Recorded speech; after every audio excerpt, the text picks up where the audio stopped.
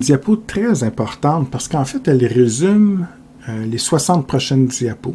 Okay? Et je prends du temps ici là, pour vous dire qu'avant de vous lancer en fou dans la capsule, dans vos notes de cours, lire le manuel et tout ça, cette diapo-là, vous devez toujours l'avoir en tête avant d'aller plus loin. Un des défis, c'est une capsule qui est beaucoup moins abstraite peut-être que les faisceaux, les traxus. Okay? Faisceau tractus, il n'y a pas beaucoup de matière, mais c'est abstrait, c'est difficile à comprendre des fois pour certains d'entre vous, à visualiser surtout. Ici, c'est complètement l'inverse. J'ai beaucoup de matériel, beaucoup de stock, beaucoup de mots, mais simple à comprendre. C'est un effort de par cœur un peu, puis de compréhension, mais surtout de par cœur ici. Le gros problème que vous allez avoir en lisant le manuel ou encore en regardant mes diapos, c'est qu'elles sont toutes au même niveau. Puis là, tu as des mots des fois qui se ressemblent, puis tout, et là, vous ne savez plus où vous êtes situé. Et c'est pour ça que je trouve ça important, cette diapo-là, parce qu'en fait, quand je vous dis l'encéphale, votre premier réflexe, comme on le dit à plusieurs reprises, c'est ce qu'il y a dans votre tête. Maintenant, je pousse plus loin. L'encéphale, c'est 4 choses. C'est les hémisphères cérébraux, c'est le diencéphale, c'est le tronc et c'est le cervelet. Et votre travail, en fait, on pourrait le simplifier. Votre travail d'étudiant pour cette partie-là se simplifie en 2 choses. La première, toujours vous questionner, mais est-ce que je suis en train d'étudier? Ou la question que Stéphane me pose, c'est où? À quel endroit je suis? Je suis dans les hémisphères, le diencéphale, le tronc, le cervelet. Et ensuite, votre deuxième travail, c'est de comprendre, bien, si je vous dis l'art visuel, ça fait quoi? Ah, bien, c'est la partie du cerveau qui me permet d'analyser les ondes visuelles, donc de comprendre ce que je vois. OK, ça, c'est autre chose. La fonction. Comme les nerfs crâniens tantôt, la fonction des 12 nerfs crâniens. Ça, c'est autre chose. Mais le gros problème que vous avez généralement, vous étudiez bien, puis là, c'est fâchant parce que vous plantez l'examen, parce que là, tu penses que tu es ici, et tu me réponds une réponse du cerveau, mais dans le fond, je te questionnais sur le tronc ou sur le diencéphale. Donc, il faut faire bien attention. Et si constamment, vous êtes capable de comprendre que c'est ces 4 éléments-là, et que là, ensuite, vous associez vos notes de cours, vos 60 prochaines diapos à une de ces 4 cases-là, ça devient très simple. En tout cas, plus simple. Okay? Mais vous risquez moins de vous mélanger et d'être confus. Donc, ça, c'est la première chose. Et déjà, avant d'aller plus loin, je vais prendre cette diapo-là pour vous rajouter quelques termes que je vais réutiliser au cours des 60 diapos. Donc là, ça va être beaucoup plus simple quand je vais les voir tantôt. Exemple, les hémisphères cérébraux. Cérébraux veut dire cerveau. Donc, c'est pas compliqué. Les hémisphères, c'est le cerveau. Le cerveau, il y a 2 moitiés. Il y a l'hémisphère droit, il y a l'hémisphère gauche. On peut les séparer en 2. Et hémi, ça veut dire moitié, en fait. Donc, c'est simplement les hémisphères cérébraux. C'est votre cerveau. C'est ce que vous connaissez le mieux, en fait. Je passe tout de suite au cervelet, qui est à l'arrière du cerveau, puis un petit peu en dessous, vers l'arrière, en région plus basse. On verra ça tantôt. Cervelet, je mets en parenthèse un autre terme important, cérébelleux. C'est un terme qu'on utilise souvent dans votre livre de bio, comme prof de bio. Et ça, c'est important parce que si je vous dis cérébral, aire cérébrale, surtout que instinctivement, la plupart d'entre vous, cérébral, vous associez ça au cerveau. Donc, même si tu ne connais pas toute l'histoire, tu sais qu'il y a quelque chose qui ne marche pas au niveau du cerveau.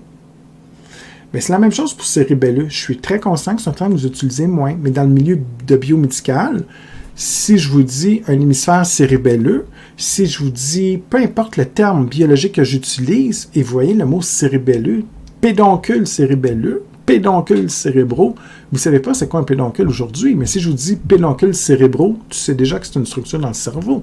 Si je vous dis pédoncule cérébelleux, vous savez qu'on est ailleurs dans l'encéphale, on est dans le cervelet. D'où l'intérêt de connaître ces termes. Okay? Et le cervelet, on en reparlera en détail, mais c'est surtout pour l'équilibre, évidemment, puis la coordination musculaire. Oui, c'est ça, tout à fait. Le cerveau, c'est toute la partie intégrative, analyse que vous vous doutez bien. Ce qui est plus nouveau pour vous, c'est le tronc et le diencéphale. Donc, le diencéphale, il y a 3 termes. Je ne vais pas parler de leur fonction.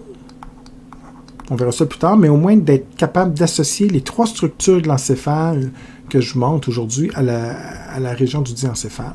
Donc, le diencéphale, c'est en fait une région à l'intérieur du cerveau, qui est englobée dans les hémisphères cérébraux.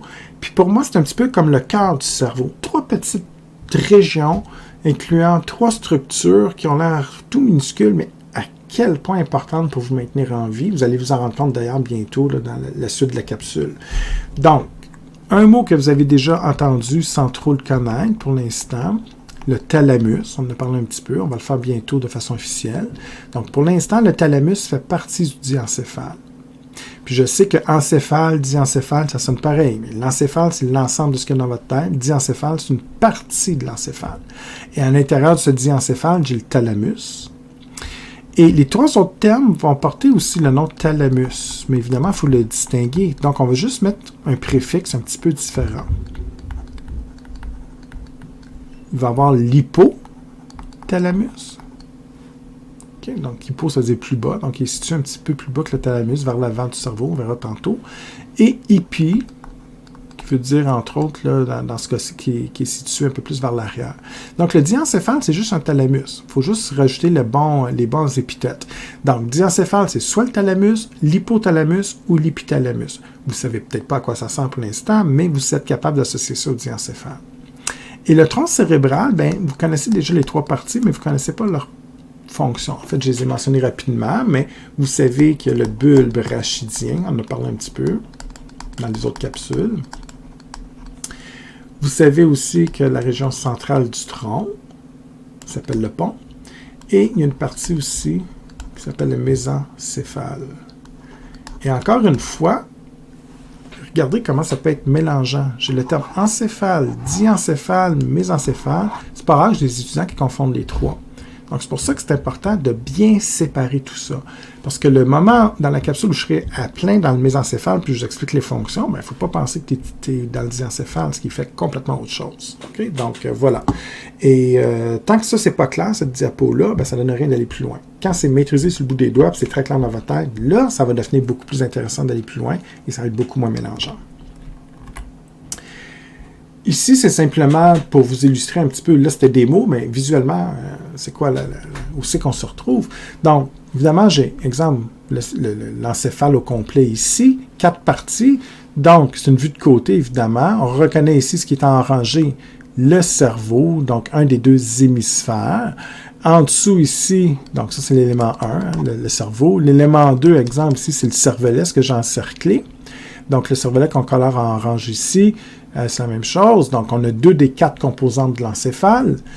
J'ai le tronc cérébral qui est comme cette espèce de tige que j'encercle ici, sur laquelle le cerveau va se déposer et que même le cervelet va venir s'accrocher. Donc, c'est une tige comme ça qui a différentes fonctions, mais qui permet de maintenir les 3 autres éléments en place. Donc, on a vraiment les 3 parties sur 4, en fait. Et à l'intérieur du tronc cérébral, on a vu ici que la partie supérieure, en orange, c'est le mésencéphale, au centre, le pont, et en bas, le bulbe rachidien, qui ont chacun leurs fonctions biologiques respectives.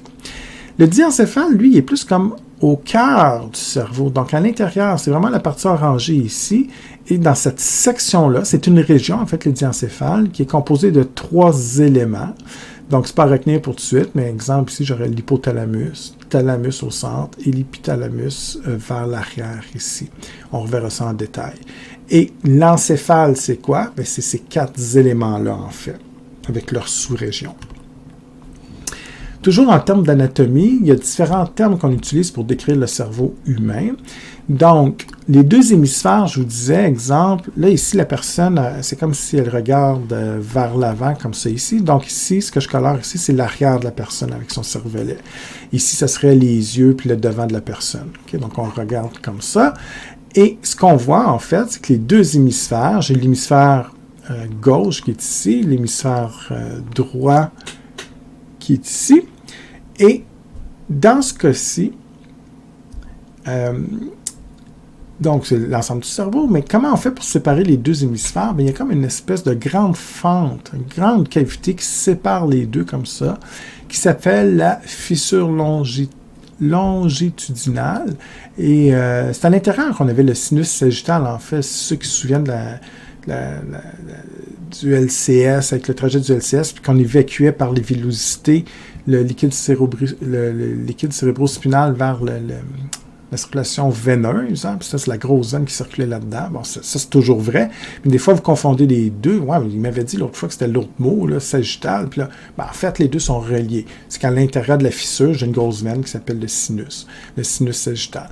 Mais cette longue fissure-là, c'est vraiment un espace qui fait que les 2 moitiés du cerveau ne touchent pas, hein, ne communiquent pas ensemble, sauf à un endroit qu'on appelle le corps calleux qui va raccrocher les les deux hémisphères. Et ce qui va vous étonner, c'est que souvent, vous pensez qu'il y a plein d'axones qui traversent comme ça, mais en fait, il y en a quelques-unes à certains endroits spécifiques, mais souvent, le côté gauche, il y a des connexions entre les différentes donc c'est des axones qui communiquent entre elles. Côté droit, il n'y a pas nécessairement de communication entre les deux, toujours. Il y a des endroits stratégiques qu'on verra qu'on peut faire passer, comme ça, on appelle ça les commissures blanches, exemple, ou le corps calleux, qui permettent le passage de gauche à droite. Mais pour la plupart des axones, on reste coincé dans notre moitié, dans notre hémisphère. OK, donc, la première chose qui est en orange ici, c'est la fissure longitudinale. Ensuite, vous voyez le terme sillon et gyrus. Donc, les sillons, c'est les espaces. On voit que c'est comme des trous, des craques. Hein? C'est donc les espaces. C'est pas une matière complètement pleine. Donc, les sillons, ils ont chacun leur nom. Les gyrus aussi, on verra qu'ils ont chacun leur nom, mais en fait, on les verra pas. Je vous le mentionne. Nous, on y va de façon générale. Fait que si je te pointe une craque, un espace, vous me dites que c'est un sillon. Ici, c'est de la matière cérébrale, ce que je colore comme ça ici, qui fait souvent des formes courbes, comme des S un petit peu partout. Ça, c'est les gyrus, ce qu'on pointe ici. Donc, les neurones, les gliocytes sont vraiment dans les gyrus. C'est vraiment les différentes fonctions cérébrales sont contenues dans les gyrus, parce que c'est là qu'on retrouve les neurones. Donc, la question suivante, mais qu'est-ce qu'il y a dans les sillons? C'est de l'espace comme ça. Pourquoi on fait de la matière vide comme ça? Pourquoi on se laisse des trous, des craques que j'appelle des sillons? Qu'est-ce que vous pensez qui passe là? Bien, on se fait des sillons justement pour faire passer différents éléments, mais entre autres les vaisseaux sanguins. Donc, les veines, les artères ne peuvent pas passer à travers la matière comme ça, à travers les gyrus. Donc oui, on a la fissure longitudinale pour la longue fissure, oui, bien sûr, mais la longue veine, j'allais dire, hein? Donc le sinus sagittal, le retour veineux. Mais les plus petites veines et les plus petites artères qui vont alimenter l'ensemble du cerveau vont circuler dans ces différents sillons-là. Okay? Donc c'est surtout pour le passage des vaisseaux sanguins, en fait. Donc, ici, c'est la même chose, mais ils ont coloré en vert pour être sûr que vous distinguez bien gyrus de sillon.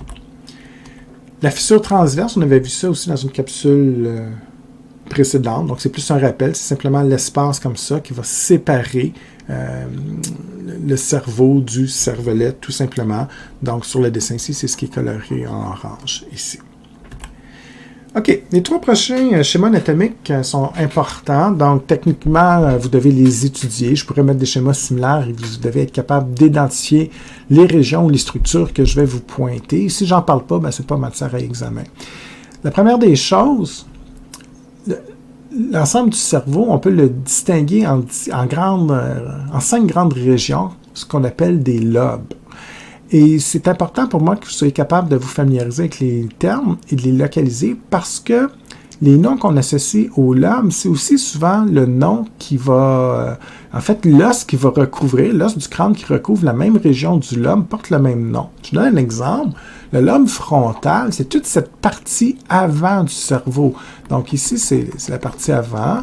Donc, techniquement, les yeux de la personne seraient ici, puis on regarde comme ça, puis ça, c'est l'arrière. Le cervelet, ça, c'est le point de repère, là, le cervelet là, est toujours positionné vers l'arrière de la personne. OK? Et ici, le lobe frontal, donc le front frontal, facile à retenir, c'est donc cette partie avant du cerveau. Et par-dessus, j'ai un crâne qu'on ne voit pas ici, donc des plaques osseuses qui viennent protéger. Donc, si vous avez une fracture à l'os frontal, un de vos patients, une fracture suite à un accident de voiture, puis l'os frontal est brisé, ben, c'est l'os qui recouvre le lobe frontal. Et s'il y a un morceau d'os ou que le choc est tellement fort qu'on vient écraser le cerveau, ben, on s'entend qu'il y a des neurones, on s'attend qu'il y a des neurones de la région frontale qui pourront être abîmés, ce qui amènera différents problèmes médicaux. À un moment donné, je vais vous parler des fonctions du lobe frontal. Il y en a plusieurs, donc on pourrait s'attendre qu'à une de ces fonctions-là ne fonctionnerait pas. Donc, c'est pour ça que c'est important pour moi le lobe frontal. Non seulement on va associer tantôt les fonctions du lobe frontal, mais en plus, s'il y a des fractures dans l'os frontal, vous allez savoir à quel endroit ça se situe, puis quelle fonction biologique pourrait être affectée. Par opposition au frontal qui est en avant au niveau de votre front, si je vais à l'arrière, à la base de votre tête, il y a le lobe occipital. On verra plus tard aussi quelle fonction cette région-là occupe. C'est essentiellement pour la vision, on verra ça plus tard, c'est pas à retenir, mais au moins être capable de me situer. Donc vraiment, cette partie ici, c'est la partie occipitale, le lobe occipital. Et encore une fois, il y a une plaque du crâne qui vient se souder, recouvrir cette région-là qu'on appelle l'os occipital, qui porte le même nom en fait. Ensuite, après le frontal et l'occipital, on a sur le côté à peu près, je dirais pour vous situer à peu près au niveau de vos oreilles, là, à peu près, c'est pas tout à fait exact, mais sur le côté, la partie temporale, donc on le voit d'un côté ici, côté gauche, mais on a l'équivalent de l'autre côté qu'on ne voit pas, évidemment, qui sera du côté droit.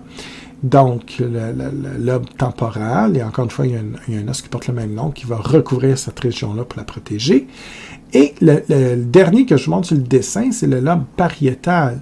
Lui, il est plus difficile à situer des fois, mais le point de repère que je vous donne, c'est celui qui est coincé comme ça entre les trois autres. Donc, j'ai le frontal ici, j'ai l'occipital en arrière, temporal sur le côté. Donc, lui, il vient vraiment juste... En fait, il va s'insérer, hein, le lobe pariétal s'insère à l'arrière du lobe frontal, mais au-devant du occipital. Donc, il est coincé entre les deux. Puis, oui, il va sur le dessus, comme ça, puis il va descendre sur les côtés jusqu'à temps qu'il rencontre la frontière du lobe temporal. Donc, il est vraiment comme coincé entre les trois zones. Donc, c'est mon quatrième lobe à savoir. Et bon, ben, comme vous en doutez, il y a aussi l'os pariétal qui vient recouvrir au niveau du crâne cette partie-là. Et ceux qui ont porté attention, je vous ai dit qu'il y avait 5 lobes. Moi, j'en ai présenté 4. Où est le 5e? Ben, je ne peux pas vous le demander sur ce schéma-là. Le 5e, c'est le lobe insulaire. Il est caché, il est enfoui en plein cœur du cerveau. Donc, il faudrait enlever ces lobes-là pour pouvoir voir à l'intérieur. Donc, techniquement parlant, si j'utilise un schéma comme ça, ben, je peux vous en demander 4 sur 5 parce que l'autre est comme dissimulé par ces lobes-là, justement. Si je regarde le schéma ici, ben, les nerfs crâniens, je les ai déjà expliqués en termes de fonction et je l'ai dit et je le répète, vous n'avez pas à savoir où c'est qu'on se connecte. Je ne demanderai jamais, exemple, celui-là, c'est quoi son nom, puis se situe donc. Pas d'identification des nerfs crâniens. Donc ça me va. Maintenant, pourquoi je vous la montre, cette image-là, c'est plus pour les parties du tronc cérébral. Là, ici, on est... Ça, c'est important pour l'examen. Donc, n'oubliez pas, si je le fais de côté, c'est tout le temps la même chose. J'ai les hémisphères cérébraux, exemple le cerveau ici, puis je la tige en dessous, qui est le tronc cérébral. Là, ici, c'est une position, c'est le dessous du cerveau. C'est comme si on regarde en dessous. Mais le tronc est quand même là, on le voit. Donc, c'est toujours les mêmes sections. Je les ai déjà nommées, bulbe, pont, mésencéphale. Vous les savez en ordre. Puis la moelle épinière est ici. Donc, la partie inférieure du tronc, c'est bulbe, le plus proche de la moelle. Pont, mésencéphale. Mais c'est la même ordre, c'est juste qu'il faut être à l'aise avec toutes les images possibles. Donc, même si je vous le mets par une vue de dessous comme ça, par une vue inférieure, vous êtes capable de les identifier. Donc, le bulbe rachidien, c'est vraiment la section ici, c'est la portion inférieure du tronc. Le pont, c'est la partie centrale. Et la dernière section, ici, c'est la mésencéphale, tout simplement. Okay? Donc, si vous êtes capable d'identifier les trois parties du tronc, c'est parfait. Et cette dernière image aussi qui est importante ici parce qu'on va rajouter des détails que je ne pouvais pas vous montrer sur les deux figures précédentes. Donc, première des choses, le tronc, je le règle tout de suite, je viens d'en parler. Donc, c'est la même chose. Ici, c'est une vision de côté. Donc, c'est comme si les yeux de la personne sont ici. Hein, ils sont un peu loin, là, mais c'est ça l'idée. Puis on regarde dans ce sens-là. L'arrière est ici. Donc, j'ai le tronc ici et j'ai le cervelet ici. Donc, deux éléments que vous êtes capable d'identifier. Dans le cas, donc le cervelet ici, et le tronc, bien, je veux que vous soyez capable de me dire les trois parties comme on vient de le faire. Donc, on a la moelle épinière ici. J'aurais pas dû l'encercler. La moelle épinière, évidemment, c'est pas le tronc. Donc, j'ai été un petit peu trop loin. Donc, ici, je vais arrêter juste comme ça. Donc, le tronc. Maintenant, j'ai le bulbe rachidien en ordre, le pont un peu plus haut, le mésencéphale dernière section, et l'ensemble de tout ça, c'est le tronc. Parfait. C'est juste une vision de côté. J'ai les différences, donc j'ai l'hémisphère cérébral ici avec les différents lobes que vous avez déjà vus. Donc, les lobes sont toujours matière à examen. Ensuite, vous avez déjà vu également les différents ventricule pour le trajet du LCS avec le ventricule latéral, l'aqueduc, tout ça. Bon, ici, on vous montre juste l'aqueduc, mais vous l'avez déjà vu dans d'autres contextes, donc c'est toujours bon de connaître l'aqueduc, quatrième ventricule et tout ça, ça va. Ce qui est plus nouveau, en fait, pour vous autres, bon, le lobe temporal, ça va, le diencéphale, donc région comme ça centrale, et maintenant, je veux que vous identifiez les 3 éléments du diencéphale.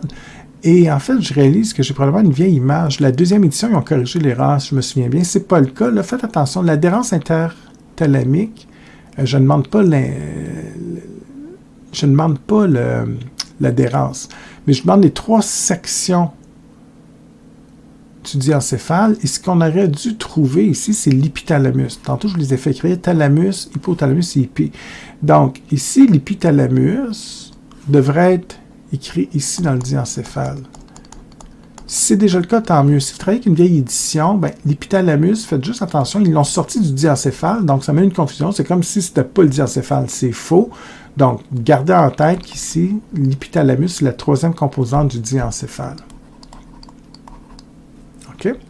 Les adhérences, ça ne m'intéresse pas, vous n'avez pas à retenir ça. Maintenant, c'est d'être capable d'identifier les 3 termes au point de vue de l'anatomie. Donc, à quel endroit on se situe, puis plus tard, je parlerai de la fonction. Donc, la partie la plus simple, c'est la partie centrale, c'est le thalamus qui est situé ici. Donc, comme la partie sphérique en plein cœur, plein centre du diencéphale. Et maintenant, hypo, c'est-à-dire plus bas. Donc, l'hypothalamus, qui est une région excessivement importante de l'encéphale, c'est pratiquement le cœur de l'encéphale, vous allez voir, là, il y a une bonne dizaine de fonctions essentielles qui est contrôlée par l'hypothalamus. Mais comment vous allez le situer? Bien, le truc que je vous donne, c'est 2 mots-clés, en bas, en avant. Ça veut dire quoi? Vous détectez l'avant de la personne. Comme vous savez que le cervelet est toujours en arrière, bien, l'avant est ici. Donc, je vais prendre le thalamus, qui est mon point de repère, et je m'en vais vers l'avant. Maintenant, je vais descendre, l'hypo veut dire plus bas, donc je vais descendre un peu plus bas. Donc, c'est la région ici, hein, vers l'avant plus bas, c'est l'hypothalamus, qui fait également partie du diencéphale. Et la dernière partie du diencéphale, l'hypothalamus, c'est juste vers l'arrière, mais à peu près la même hauteur que le thalamus. Donc, si le thalamus que j'ai encerclé ici est mon point de repère principal, bien, je vais juste aller un petit peu vers l'arrière et ça va être la section ici qui est l'hypothalamus. À l'intérieur de l'hypothalamus, il y a une glande qui s'appelle la glande pinéale. Et elle étant identifiée, sa fonction, c'est pas à retenir, mais elle produit une hormone qui s'appelle la mélatonine, c'est pour vous endormir le soir. J'en reparlerai de toute façon dans la capsule quand ça sera le temps. Pour l'instant, c'est juste de l'identification. OK, donc ça va pour ça. Donc, vous êtes bon avec les 3 sections du tronc, les sections du diencéphale, les lobes, ça me va, cervelet, parfait. Le corps calleux également, qu'on va parler plus tard dans la capsule. Donc, c'est toute cette région de substance blanche. Et là, c'est difficile à imaginer, mais ces axones avec myéline qui composent le corps calleux vont raccrocher l'autre moitié, l'autre hémisphère qu'on ne voit pas sur le dessin. C'est comme si on avait juste un côté, exemple le côté droit, mais on ne voit pas le côté gauche. Donc ici, évidemment, ça va raccrocher le corps calleux au côté gauche de l'encéphale. Et les derniers éléments, c'est les colliculus que je vais parler plus tard. Colliculus supérieur, inférieur, qui ont différentes fonctions. Donc, parfois, on les appelle les tubercules quadrijumeaux. Hein, c'est quasiment des synonymes. Quadri veut dire 4. C'est qu'en fait, il y a 2 colliculus supérieurs et 2 colliculus inférieurs. Bien, c'est quoi les colliculus? C'est simplement comme les petites bosses ici. On en voit juste 2, mais en fait, il y en a 4. Et on verra leur fonction éventuellement. OK, donc avec ces éléments-là, vous avez vraiment tout ce qui est important en ce qui me concerne. Donc, j'avais effacé les lobes pour me faire de la place, mais évidemment, les lobes sont toujours là. Ah, puis l'hypophyse aussi, qu'on va parler éventuellement dans la session. Donc, l'hypophyse, c'est une glande extrêmement importante là, qui se divise en 2 parties, qui est à la base comme ça. Donc, vraiment plus bas que l'hypothalamus. Donc, regardez, l'hypothalamus est ici. L'hypophyse est plus basse.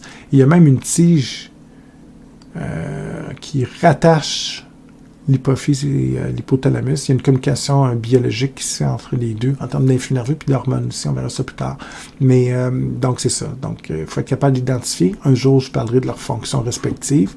L'hypophyse, je vais en parler beaucoup plus quand on sera dans les hormones. Donc ça va être plus tard dans la session, mais il faut quand même le savoir.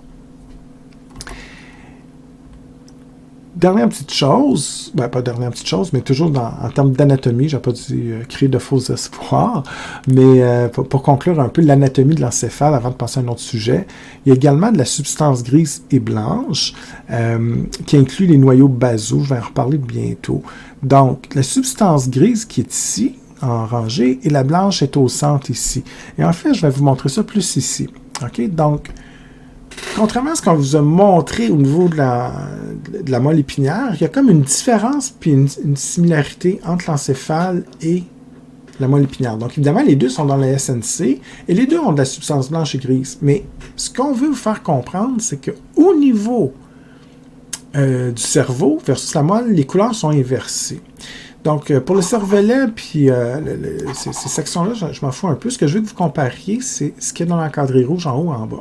Ce que vous avez vu dans la dernière capsule, c'est que la substance blanche qui contient les faisceaux tractus, elle est blanche parce qu'elle a des axones avec de la myéline, et les corps cellulaires de la moelle sont plutôt au centre dans l'espèce de papillon de H ici.